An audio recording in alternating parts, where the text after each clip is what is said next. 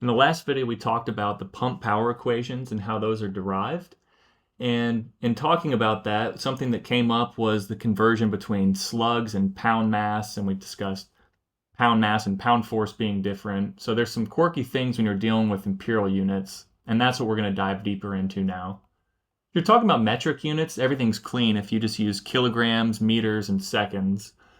With imperial units, you've got pounds, which people use interchangeably with pound mass and pound force, but they're not the same thing. And then there's also a unit of mass called a slug that can be very confusing.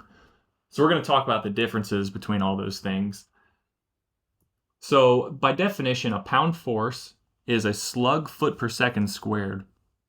What is that unit? Slug is a unit of mass, feet per second squared is a unit of acceleration, because force equals mass times acceleration.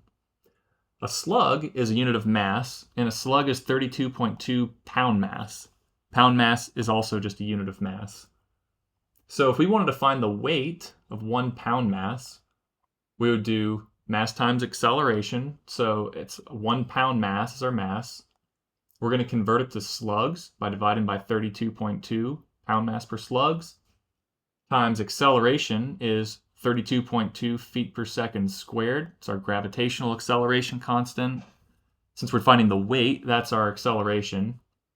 And when you do that, conveniently, these 32.2 terms cancel out, and you find that 1 pound mass weighs 1 pound force. So that's why you hear them used interchangeably. You can get away with that when you're talking about weight.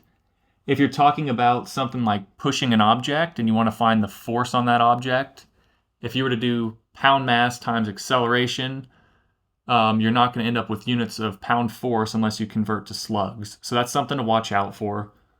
With fluids, you often are talking about the weight of a pound mass and pound force. You can kind of cheat and use them interchangeably, but it's important to understand the difference and be able to watch out for that. So now that we kind of understand that, let's talk about how that can be applied. So for example, the pressure at the bottom of a water column, the equation for that is pressure equals rho gz, which is density, times acceleration due to gravity, times z, which is the elevation or the level of that column. Z is the level of the column, P is the pressure at the bottom of that column. So to make your units work out, it would be pound force per square feet. I'll reiterate, pressure is always pound force, or in general, pressure is a force per square area. So pound force per square feet or pound force per square inch. It's never pound mass. In this equation, for the units to work out, rho is in slugs per cubic feet. G, or gravity, is 32.2 feet per second squared always. And Z is your feet, or the level of your column. So if we wanted to use our density of pound mass per cubic feet, which is what we're going to do in the real world, nobody uses slugs per cubic feet. It's always pound mass or gallons per cubic feet. So if we wanted to use that in our rho gz equation here, here's what you'd have to do. You'd take your pound mass per cubic feet and convert it to slugs by dividing by 32.2. So that would be your rho term. And then when you multiply by g, conveniently, once again, these 32.2 terms cancel out. And then you multiply by your feet of elevation again. But because these 32.2 terms cancel out when you're converting from pound mass to slugs, and then you multiply by g, a little shortcut you can do when doing this static pressure equation is plug in pound mass per cubic feet directly in for rho g. So you can do pound mass per cubic feet times feet gives you pressure in pound force per square feet. If you want to do it the long way, just to be careful, that's totally fine, but it's a very handy little shortcut that you can do. So this is what that boils down to. Pound force per square feet equals pound mass per cubic feet times feet of elevation. Another really handy thing to do is be able to convert back and forth between psi of pressure to an equivalent height. In other words, converting from pressure to z, or height, otherwise known as head. And here's how you can find that. Let's take psi, we want to see what height equivalent gives us 1 psi at the bottom of a column.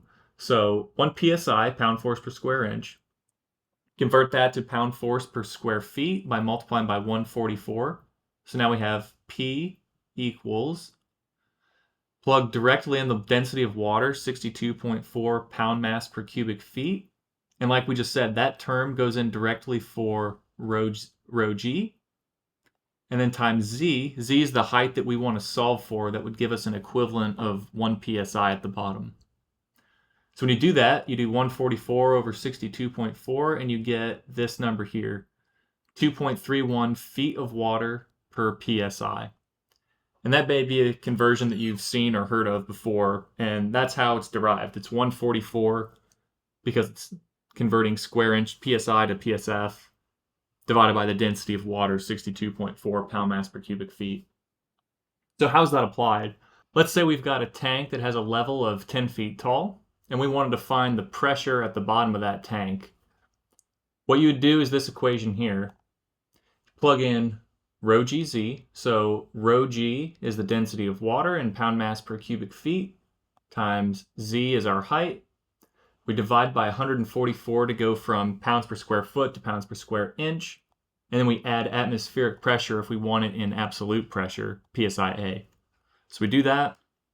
We get our absolute pressure. If you want it in gauge pressure, which is what a pressure gauge would read, you subtract the atmospheric pressure off.